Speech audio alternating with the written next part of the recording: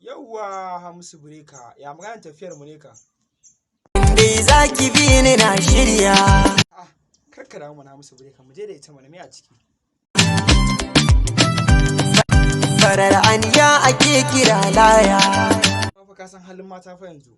Yarinyar tana da halkunya, tana da zance. Mun kwatancen da zan gane ta. Mai tsananin shigar warai kuriya, fiye da kwatance. Komai zan yi kanki na sirriya, kin amince. Kana so ka ce ta baka soyayya ko? Dan Allah ki bani soyayya. To. Ni ma zo ka bani na shirya. Ba ki san a ce tana son Lawan Ahmad ko?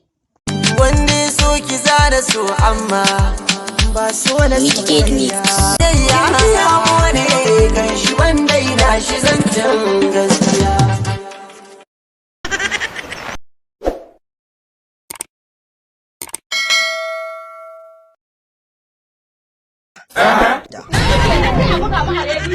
S. Ahmad Tudawa TV, ku danna mana subscribe sannan kuma ku danna mana alamar ƙararrawa domin samun sababbin shirye-shiryenmu zafafa. S. Ahmad Tudawa TV, taka ce, taki ce, taku ce, kuma na liking, kuma na comment, kuma na sharing ga abokanku na WhatsApp zuwa Facebook.